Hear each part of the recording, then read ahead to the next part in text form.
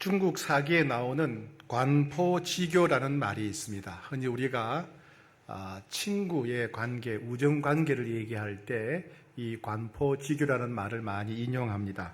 이 관포지교, 관이란 말은 관중이라는 사람과 포수가라고 하는 사람, 관중이라고 하는 사람과 포수가라고 하는 사람의 우정에 관한 말입니다. 관중이라고 하는 사람은 먼 훗날 친구 포수가에 대해서 고마워하는 마음, 감사하는 마음을 이렇게 표현했습니다.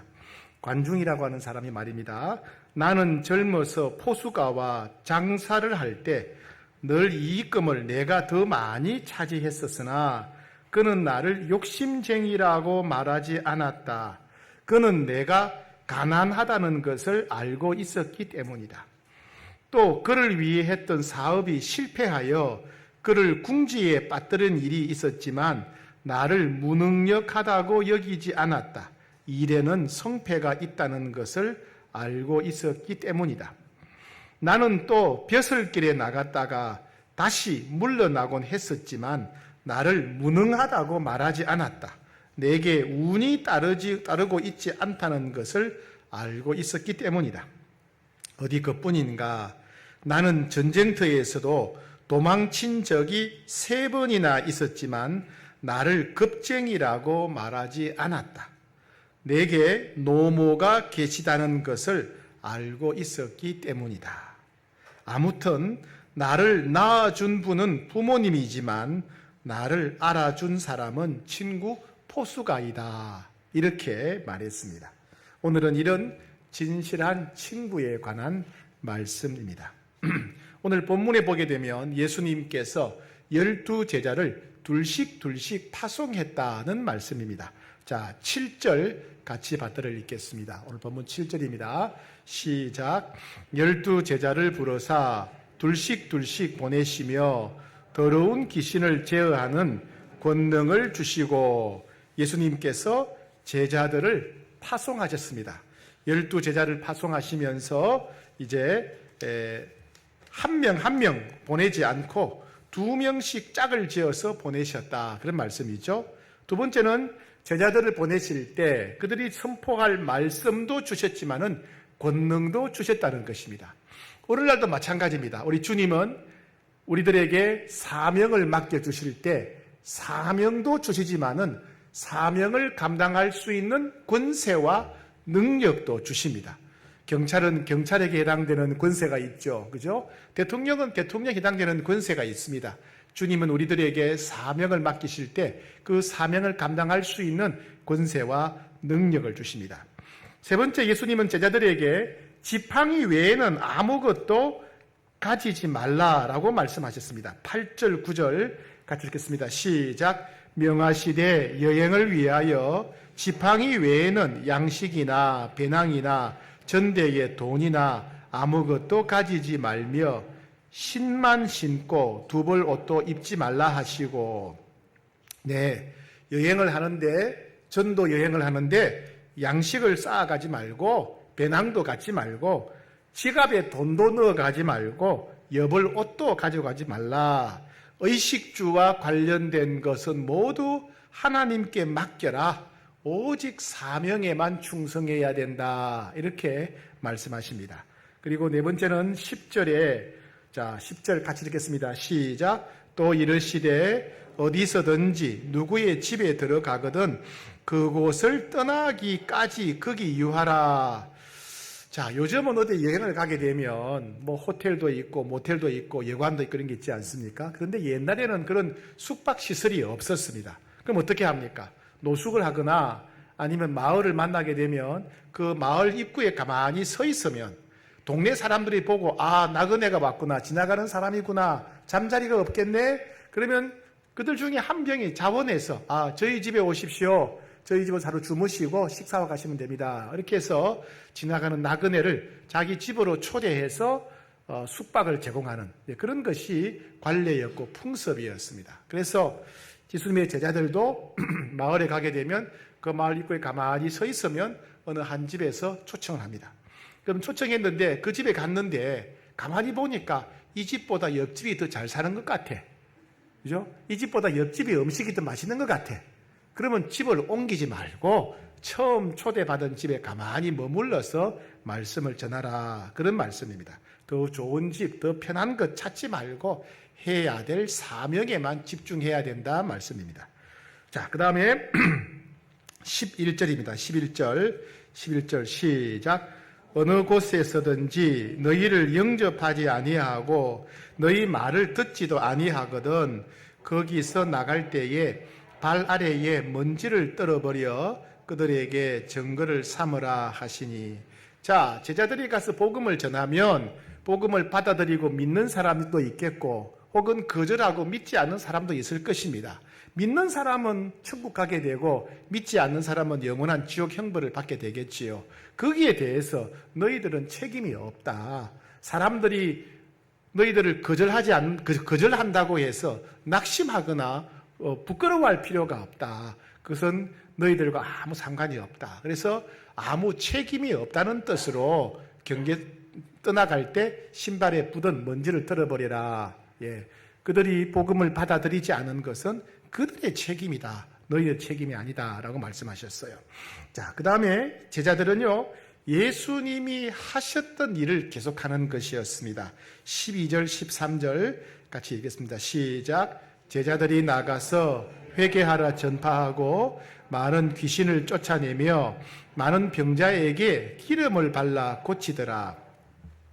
예수님이 이 땅에 계실 때 십자가를 지시기 전까지 하셨던 일은 크게 세 가지입니다. 세 가지. 첫 번째, 예수님은 회개하고 복음을 믿어라. 복음 전파를 하셨어요. 복음 전파. 두 번째는 하나님 나라에 관해서 가르치셨습니다. 세 번째는 귀신을 쫓아내고 각종 병들을 고쳐주셨어요. 예수님의 사역은 세 가지죠. 복음 전파, 천국에 대한 가르침, 그 다음에 치유 사역, 이 세 가지입니다. 이 똑같은 일을 예수님은 제자들에게 맡기신 겁니다. 제자들은 가서 예수님을 대신해서 복음을 전파하고 하나님 나라를 가르치고 예수 이름으로 귀신을 쫓아내고 병을 고치는 일을 해야 됐습니다. 즉 제자들은 예수님의 증인이고 예수님의 대리자였습니다. 오늘 우리도 마찬가지입니다. 우리도 예수 믿는 사람들은 예수님의 증인이죠. 그죠? 예수님의 증인이고 동시에 우리는 예수님의 대리자입니다. 그래서 예수님이 하셨던 것처럼 회개를 촉구하는 복음을 전파해야 되고 하나님 나라에 관해서 세상 사람들을 가르쳐야 되고 예수의 이름으로 귀신을 쫓아내고 병을 고쳐야 됩니다. 그죠? 치유 사역을 우리도 해야 된다는 얘기입니다. 즉 그런 일들을 제자들이 했습니다. 자, 그런데 오늘 이 사건 가운데서 우리가 주목하고자 하는 것은 뭐냐 하면 예수님께서 제자 12명을 파송하시는데 한 명 한 명을 흩어서 12명이 각자가 흩어져서 사역한 게 아니었습니다. 그렇다고 12명이 똘똘 뭉쳐 다니면서 일하게 하신 것도 아니에요. 어떻게 했습니까? 2명씩, 둘씩 짝을 지어서 사역하라. 그렇게 말씀하셨습니다. 왜 예수님은 12명이 각자 흩어져서 더 많은 사람들에게 가게 하지 않았을까요? 왜 예수님은 12명이 똘똘 뭉쳐서 더 힘있게 사역하게 하지 않으시고 둘씩 짝을 지어서 가게 하셨겠습니까? 우리가 충분히 상상할 수 있는 것은 2명이 갈 때, 둘씩 갈 때 아마 좋은 점이 훨씬 더 많았기 때문이지 않을까 생각됩니다. 그렇죠? 예. 이 두 사람, 둘씩 가는 사람들은 둘 다 예수님을 주인으로 섬기는 동력자입니다. 둘 다 같은 예수님이 하신 일을 증거하는 사명을 받은 사람이에요. 한 명이 복음을 전하면 한 명은 옆에서 기도했겠지요. 그죠? 또 각자 은사와 재능에 따라서 역할들을 감당했을 것입니다. 그리고 먼 길을 오고 가면서 두 사람은 많은 이야기를 했을 것입니다. 그동안 어디서 어떻게 살아왔는지, 근심 걱정은 무엇인지, 앞으로 꿈은 무엇인지 이 많은 것을 나누었을 것입니다. 그렇죠? 네. 아마 이 모습은 전도서 4장 9절에 나오는 모습이죠. 두 사람이 한 사람보다 나음은 그들이 수고함으로 좋은 상을 얻을 것입니다. 제자들 12명이 각자 흩어져서 일하는 것보다 둘씩 함께 다니면서 일하는 것이 훨씬 더 유익하기 때문에 좋은 장점이 많기 때문에 예수님은 둘씩 가게 하신 것 같습니다. 우리도 이렇게 인생길을 갈 때 함께 길을 갈 수 있는 우리의 짝이, 동력자가 필요합니다. 우리가 함께 살아갈 친구, 짝, 동역자에 관한 오늘 말씀입니다. 사람은 누구나 다 행복해야 됩니다. 행복은 슬픔이나 외로움보다 훨씬 좋은 것입니다. 모든 사람은 슬픔과 외로움을 이기고 행복하게 살 권리가 있습니다. 우리는 중요한 결정을 내려야 될 때 어느 쪽을 선택해도 불안하고 두려울 때가 있습니다. 결정을 못할 때가 있습니다. 그때마다 불안하고 두려울 때 내 옆에서 내 손을 잡아주며 진심으로 축복해주는 친구가 있다면 그 사람은 행복한 사람입니다. 우리는 슬픔에 사로잡힐 때가 있습니다. 슬픔은 우리 마음을 너무나 괴롭고 아프게 합니다. 그런데 백지장도 맞들면 낫다고 하는데 슬퍼할 때 함께 해주고 그 슬픔을 나눌 수 있는 사람, 우리는 그 사람 때문에 우리는 슬픔을 견딜 수가 있습니다. 내가 슬플 때 내 마음을 헤아려주고 슬픔을 나누어 주는 사람, 그 사람이 있다면 우리는 행복한 사람입니다. 우리는 외로움 때문에 몸서리칠 때가 있습니다. 세상은 너무나 바쁘게 돌아가지만 나만 혼자 뒤처진 것 같고 나만 혼자 버림받은 것처럼 느껴질 때가 있습니다. 무슨 일을 해도 어떤 음식을 먹어도 즐거움이 느껴지지 않을 때가 있습니다. 내가 홀로 남아있을 때 내 이름을 불러주는 친구가 우리에게는 필요합니다. 내가 있는 모습 그대로 바라보면서 미소를 지어주고 함께 해주는 친구가 있다면 그 사람은 행복한 사람입니다.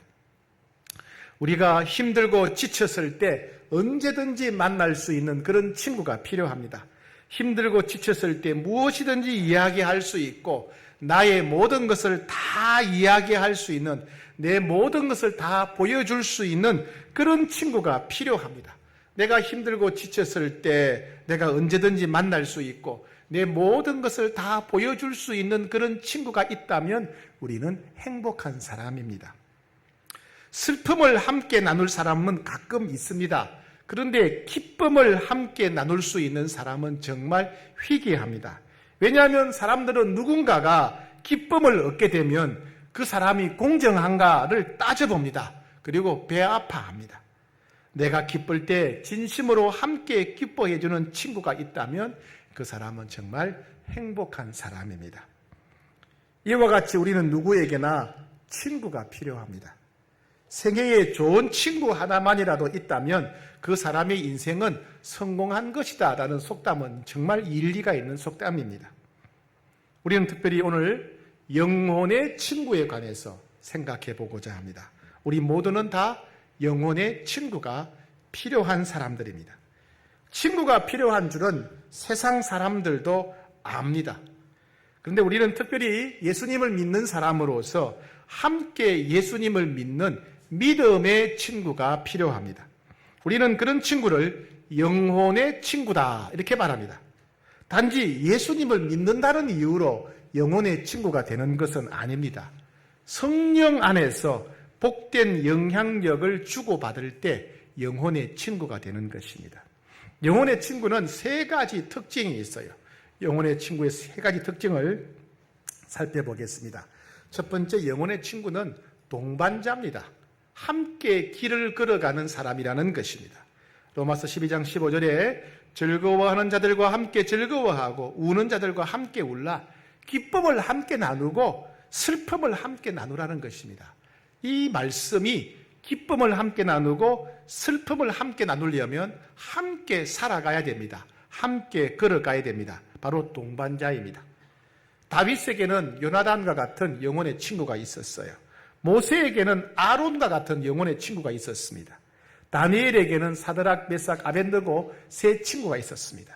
에레미야에게는 바룩이라고 하는 친구가 있었습니다. 바울에게는 바나바와 실라와 같은 영혼의 친구가 있었습니다. 이와 같은 영혼의 친구는 내가 외로울 때, 내가 슬플 때, 내가 불안할 때 함께 해주는 친구입니다. 특히 기쁠 때, 기쁜 마음을 함께 나눌 수 있는 친구입니다. 영혼의 친구는 내가 불안할 때, 내가 하나님을 신뢰하도록 격려해주는 사람입니다. 영혼의 친구는 내가 두려울 때 하나님의 능력을 의지하도록 붙들어주는 사람입니다. 영혼의 친구는 내가 혼란스러울 때 하나님의 인도하심을 잘 분별할 수 있도록 기도해 주는 사람입니다. 세상 친구들, 세속적인 친구들은 친구들 간에 누군가가 뭘 잘못하면 눈 감아 줍니다. 그죠? 친구와 함께 남 욕도 합니다. 그리고 친구와 함께 쾌락과 욕심, 유혹에 빠지는 사람들입니다. 세속적인 친구는 함께 죄를 짓는 친구입니다. 하지만 영혼의 친구, 믿음의 형제들은 함께 거룩한 길을 가는 사람입니다. 영혼의 친구, 믿음의 형제들은 함께 있을 때 그곳에 성령님이 함께 계십니다. 그래서 영혼의 친구들이 함께 있을 때는 성령 하나님이 함께 하시면서 상황과 상관없는 평강을 부어주십니다. 그래서 영혼의 친구와 함께 하게 되면 슬픔과 두려움을 이길 수 있는 기쁨과 평안을 맛보게 됩니다. 전도서 4장 11절은 이렇게 표현했습니다. 두 사람이 함께 누우면 따뜻하거니와 한 사람이면 어찌 따뜻하랴. 추운 겨울날 난방이 안 될 때 혼자 자는 것보다 두 사람이 몸을 붙이고 자면 더 따뜻하겠지요. 이것은 단순히 몸이 따뜻해진다는 말이 아니라 영혼의 친구가 함께하면 마음이 따뜻해진다는 말입니다. 영혼의 친구가 함께하면 추운 인생의 겨울에 마음이 따뜻해진다, 그런 말입니다. 두 번째, 영혼의 친구는 동역자입니다. 같은 일을 함께하는 사람이라는 뜻입니다. 영혼의 친구는 둘 다 예수님을 주인과 구세주로 고백하는 사람입니다. 영혼의 친구는 두 사람 다 하나님 나라의 백성으로서 하나님 나라를 위해서 살아가는 사람입니다. 영혼의 친구는 하나님을 기쁘시게 드리려고 애쓰는 사람입니다. 영혼의 친구는 다른 사람을 위해서 수고하고 애쓰고 다른 사람을 위해서 나누고 베풀 때 잘했다고 박수 쳐주는 사람입니다.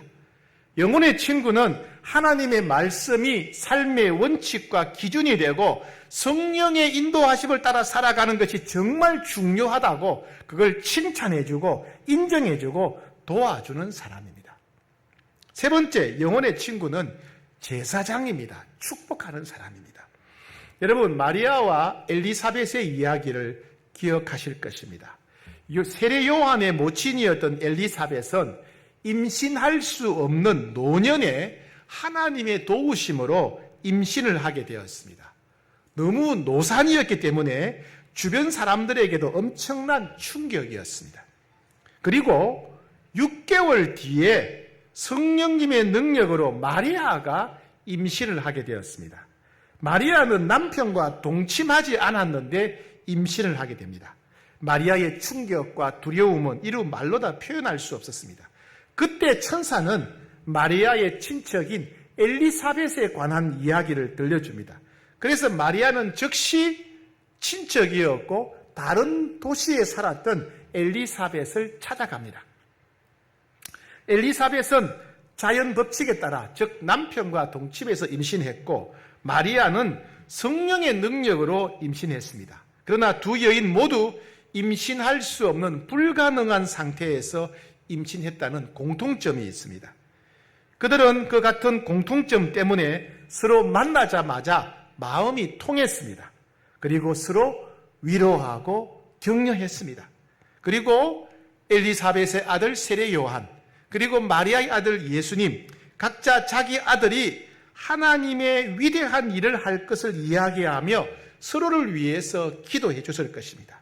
하나님을 찬양하고 하나님께서 자기들에게 맡기신 사명이 얼마나 큰지를 기억하고 서로를 격려했을 것입니다. 엘리사벳은 성령의 충만함을 입어서 마리아와 태중의 아기를 축복해 주었습니다. 두려움과 어려움 속에 있을 때 서로가 만나 서로를 축복하는 것은 매우 중요합니다. 우리는 살아가다 보면 힘들 때가 있고 두려울 때가 있고 부족함을 느낄 때가 있습니다. 영혼의 친구는 우리가 가진 것이 없지만은 축복하는 기도를 통해서 내가 가진 것보다 훨씬 더 놀랍고 엄청난 것을 선물로 줄 수 있습니다. 내 상황과 내 필요를 알고 나를 위해 진심으로 기도하고 축복해 줄 수 있는 사람이 영혼의 친구입니다. 내가 유혹을 이기고 하나님이 기뻐하시는 뜻에 순종할 수 있도록 새로운 마음의 힘과 용기를 부어주는 사람이 바로 영혼의 친구입니다. 세상 친구는 서로 돕는다고 하지만은 자기 능력 안에서 도와줍니다. 내가 가진 돈, 내가 가진 지식, 내가 가진 능력 안에서만 도와줄 수가 있습니다. 그러나 영혼의 친구는 나는 돈이 없고 나는 알지 못하고 나는 가진 것이 없지만은 무한하신 하나님의 사랑, 무한하신 하나님의 능력으로 도울 수 있습니다. 바로 그것이 제사장적인 축복 기도입니다.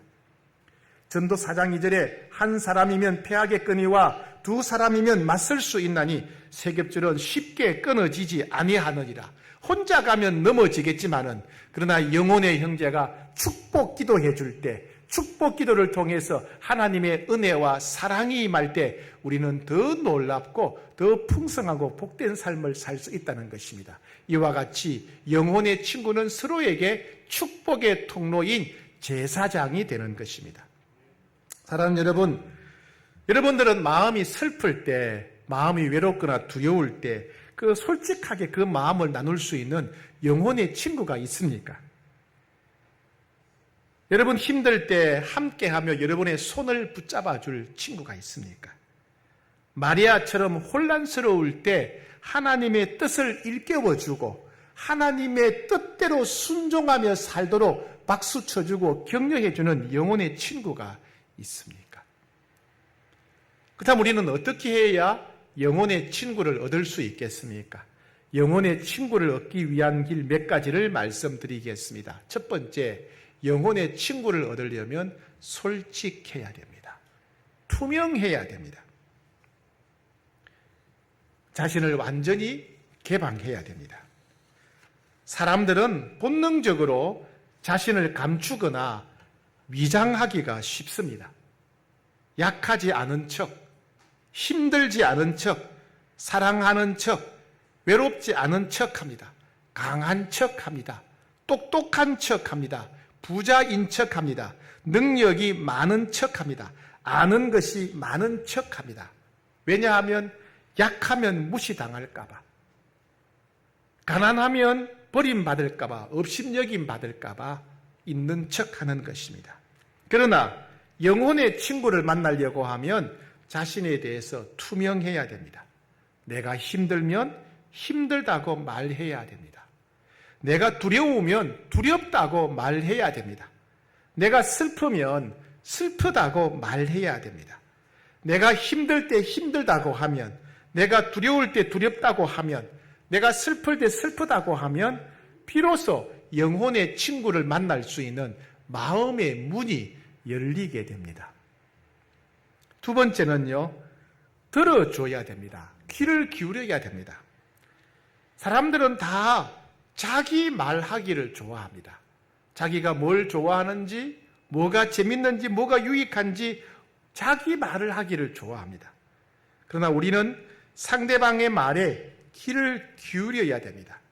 사람들은 누구나 내 말을 들어주고 내 마음을 헤아려 줄 사람을 원합니다. 우리가 상대방의 말에 귀를 기울이고 상대방의 마음을 헤아려 주면 우리는 거기서 영혼의 친구를 만나게 됩니다. 여러분 주변에 친구가 없는 사람들을 잘 돌아보시기 바랍니다. 친구가 없는 사람들의 특징은 혼자서 말을 많이 하는 사람입니다. 아는 친구는 많은데, 어울리는 친구는 많은데 영혼의 친구가 없는 사람들이 있습니다. 자기 자랑만 하는 사람, 자기 지식만 얘기하는 사람, 자기 감정만 얘기하는 사람. 네, 상대방이 하고 싶은 말이 무엇인지, 상대방의 마음이 어떠한지는 전혀 관심이 없습니다. 나만 알아주고 나만 관심 가져주고 나만 이해해 주기를 원하기 때문에 친구가 없는 것입니다. 여러분, 다른 사람들의 말에 귀를 기울여야 친구가 될 수 있습니다. 영혼의 친구는 다른 사람들의 말에 귀를 기울이고 다른 사람들의 마음을 헤아리는 사람이기 때문에 그렇습니다.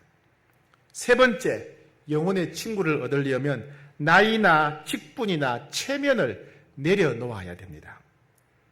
우리는 왜 친구가 없을까요? 우리는 체면 때문에 자신을 포장하거나 위선적인 행동을 하기 때문에 그렇습니다. 우리는 주변 사람들에게 늘 항상 인정받고 칭찬받으려고 합니다. 내가 이렇게 훌륭한 사람이다. 내가 이렇게 대단한 사람이다. 내가 괜찮은 사람이다. 사람들에게 인정받으려고 합니다. 내가 더 부자가 되고 더 똑똑하고 유능한 사람이 되면 사람들이 나를 더 좋아할 것이라고 생각합니다. 그러나 영혼의 친구는 부자를 찾는 것이 아닙니다. 영혼의 친구는 똑똑한 사람을 찾는 것이 아닙니다. 영혼의 친구는 유능한 사람을 찾는 것이 아닙니다. 앞에서 말씀드렸듯이 영혼의 친구는 내 말에 귀를 기울여 주는 사람, 진심으로 나를 축복해 주는 사람, 언제든지 나와 함께 할 수 있는 사람, 이런 사람을 우리는 찾고 있기 때문에 그렇습니다. 우리는 친구가 되려고 하면 나와 비슷한 입장이 되거나 나보다 나은 사람이 되어야 된다고 생각합니다. 사회적인 지위도 나와 비슷하거나 나보다 나은 사람, 재산도 나와 비슷한 나보다 나은 사람, 학벌도 나와 비슷한 나보다 나은 사람이 내 친구가 될 수 있다고 생각합니다. 특히 특이하게도 한국인은 나이가 같아야 친구가 될 수 있다고 생각합니다. 나이가 다르면 친구가 될 수 없다고 생각합니다. 그래서 우리는 딱 만나면 제일 먼저 묻죠. 몇 년생입니까? 무슨 띠입니까? 그리고 못 믿게거든 주민등록증을 내놓으라 그럽니다. 그죠? 그리고 형, 동생이 분명해집니다. 그때부터 형은 말을 놓고 동생은 말을 높이지요. 그죠? 친구가 될 수가 없어요. 친구가 될 수가 없어요. 우리나라는 유난히 높인 말과 낮은 말이, 낮춘 말이 너무 분명합니다. 그런데 다른 나라 사람들은 이웃 일본이나 중국이나 미국에 보게 되면 높인 말과 낮춘 말이 그렇게 엄격하지가 않습니다. 그러니까 같은 말을 하니까, 같은 말을 하다 보니까 나이와 상관없이 친구가 되기가 쉽다는 거예요. 쉽다는 거예요. 우리가 진실한 영혼의 친구를 만나려고 하면 나이를 내려놓아야 됩니다. 나이를 내려놓아야 됩니다. 오늘 제가 1부, 2부 설교했더니 2부 마치고 올라갔을 때 김성긴 장로님이 그런 말씀을 하셨어요. 목사님, 저는 예일이하고 친구입니다. 예일이가 누굽니까? 손자예요, 손자. 손자인데 평소에 신앙에 대한 이야기, 가정에 대한 이야기를 하도 많이 하다 보니까 목사님, 예일이가 제 영혼의 친구입니다. 김성긴 장로님은 나이를 내려놓고 영혼의 친구를 만나신 것입니다. 사랑하는 여러분, 영혼의 친구를 만나려면 내 체면, 내 자존심, 나이, 내 직분, 내 지식, 학벌 다 내려놓고 솔직하게 만나야 됩니다. 영혼의 친구가 되려면 나보다 나이 어린 사람에게 마음을 나눌 수 있어야 됩니다. 영혼의 친구가 되려면 내 직분, 학벌 내려놓고 내 안에 있는 두려움과 외로움을 솔직하게 나눌 수 있어야 됩니다. 너무나 부끄럽고 거절당할까봐 두렵겠지만은, 무시당할까봐 불안하겠지만은, 그렇게 솔직하게 나눌 때 영혼의 친구를 만나게 됩니다. 네 번째, 영혼의 친구를 만나려면 용납해야 됩니다. 용납해야 됩니다. 우리는 이왕이면 내 친구가 완전하고 성숙하기를 원합니다. 예수님처럼 완전하고 성숙한 사람이 내 친구가 되면 얼마나 좋겠습니까? 그렇다면 예수님처럼 완전하고 성숙한 친구가 나를 볼 때 나는 만족스러울까요? 나는 완전하고 성숙할까요? 나는 완전하지 않으면서 완전한 친구를 구한다는 것은 이상한 일입니다. 나는 성숙하지 않으면서 성숙한 친구를 찾는다는 것은 말이 안 됩니다. 세상에서 완전한 친구, 예수님처럼 성숙한 사람은 찾을래야 찾을 수가 없습니다. 여러분, 배우자를 한번 보세요. 여러분, 배우자를 어떻게 만났습니까? 70억의 사람들 중에서 고르고 골라서 아내와 남편 만난 거 아닙니까? 그렇지요? 처음에는 천생연분이라고 얼마나 좋아했습니까? 그런데 살아보니까 어떤가요? 좋은 점도 있고 부족한 점도 있죠. 연약한 점도 있고 또 성숙한 점도 있습니다. 하지만 서로 용납하고 서로 참으면서 함께 살아가고 있지 않습니까?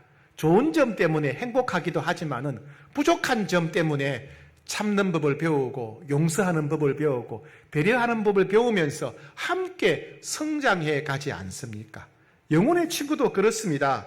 좋은 점도 있겠지요. 훌륭한 점도 있을 것입니다. 부족한 점도 있습니다. 그러나 부족한 점에 대해서 용납해야 됩니다.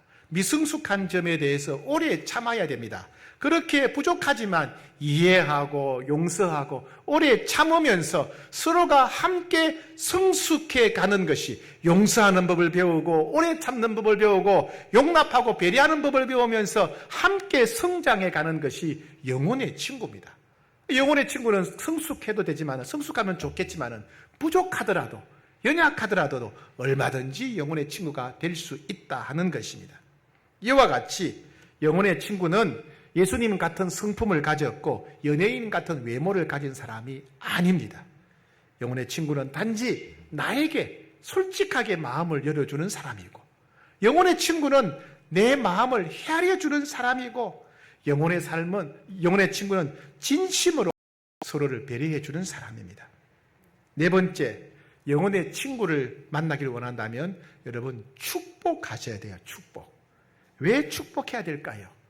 우리가 친구가 없는 이유는 뭐냐면 항상 내가 복을 받고 내가 잘 되고 내 꿈이 이루어지고 내 야망을 성취하는 데만 관심이 있기 때문에 그렇습니다.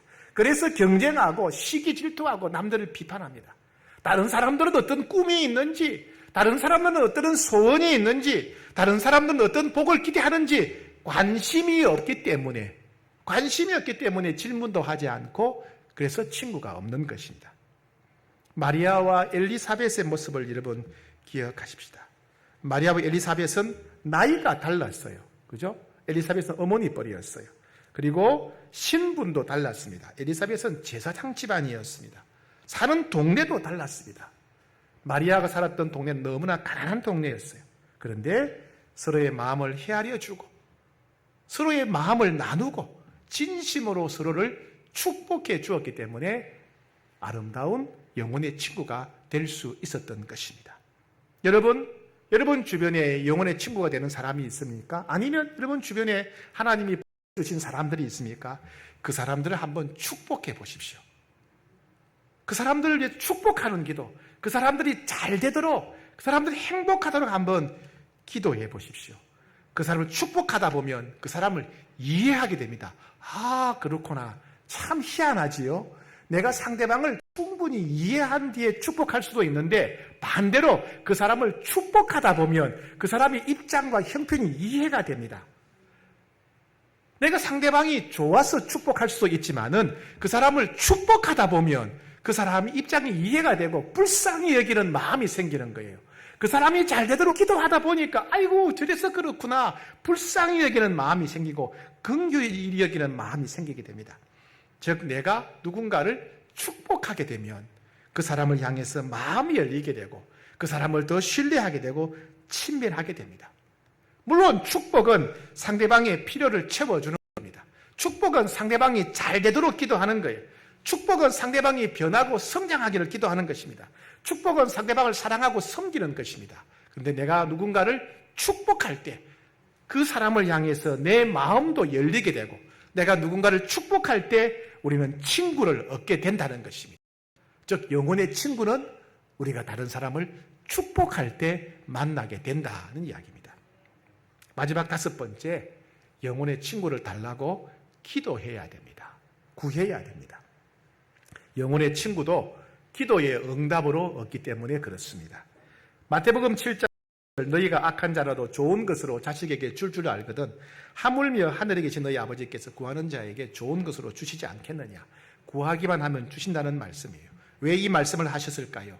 하나님은 우리 마음속에 있는 외로움을 아시기 때문에, 하나님은 우리 마음속에 있는 두려움을 아시기 때문에, 하나님은 우리가 어떻게 살아야 될지 혼란스러워한다는 것을 아시기 때문에, 하나님은 우리에게 영혼의 친구가 필요하다는 것을 아시기 때문에 우리에게 필요한 영혼의 친구를 예비해 놓으시고 구하는 자에게 좋은 것으로 주겠다, 이렇게 약속하신 것입니다.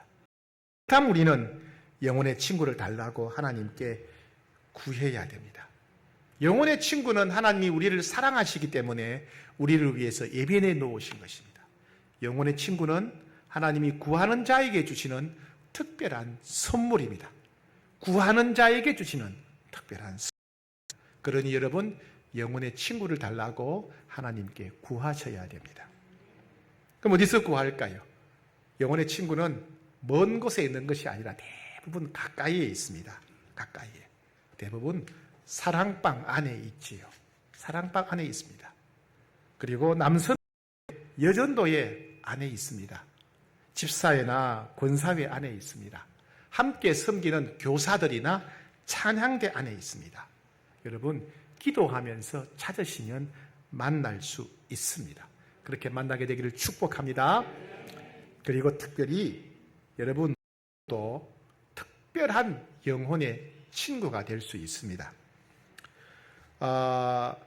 초대교회 교부였던 터툴리안이라고 하는 유명한 분이 있습니다. 이 삼위일체론을 정립했던 분인데, 이분이 부부도 영적인 친구다, 부부도 영혼의 친구면서 이렇게 말했습니다. 같은 소망, 같은 욕구, 같은 삶의 방식, 같은 마음을 가진 두 명의 그리스도인이 결혼하는 것은 얼마나 아름다운가. 그들은 온누이 같으며 한 주인이신 주님의 종들이다. 영과 육, 그 어떤 것도 그들은 놓지 못한다. 그들은 함께 기도하고, 함께 예배하고, 함께 금식하고, 서로를 교훈하고, 서로를 격려하고, 서로에게 힘을 준다. 그들은 나란히 하나님의 교회에 가고, 함께 주님의 만찬에 참여한다.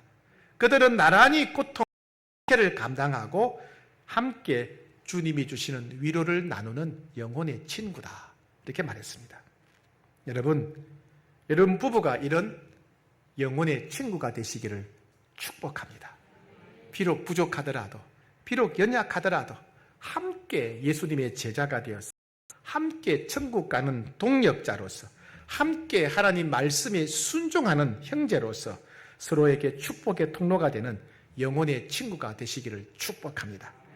남편과 아내가 영혼의 친구가 될 때 여러분의 인생은 새롭게 펼쳐지게 될 것입니다. 작년 경제협력개발기구 OECD에서 코로나 바이러스 이후 정신건강에 대한 변화를 보고한 적이 있습니다. 이 보고에 따르면 OECD 회원국들이 코로나 바이러스 이후에 우울증이 2배, 3배 이상 발생했다는 것입니다. 전 세계 선진국들이죠. 선진국에서 코로나 바이러스 이후로 사람들이 우울증이 2배, 3배 이상 발병이 되었대요. 근데 놀랍게도 한국에서는 무려 5배 이상 우울증이 발생했던 겁니다. 참 걱정되는 것은 OECD 회원국 중에서 자살률이 가장 높은 나라가 우리나라입니다. 앞에서 말씀드린 대로 우울증 유병률이 1위인 나라, 즉 우울증 때문에 고통받는 사람이 가장 많은 나라가 우리나라입니다. 그리고 우울증 치료율이, 우울증을 치료하는 치료율이 가장 낮은 나라가 우리나라입니다. 우리나라는 우울한 나라입니다. 우리나라 국민들은 우울한 사람들입니다. 우울은 과거에 대한 후회, 과거의 상처에서 옵니다. 염려나 두려움은 미래 때문에 오는 것입니다. 우리는 그런 우울과 염려, 불안이 가득합니다. 이런 우울한 나라, 염려의 나라를 살아가는 우리들에게는 영혼의 친구가 필요합니다. 오늘 말씀을 기억하고 애쓰고 또 기도하셔서 하나님이 예비하신 특별한 선물, 영혼의 친구를 만나고 우울과 두려움을 극복하는 여러분 되시기를 축복합니다.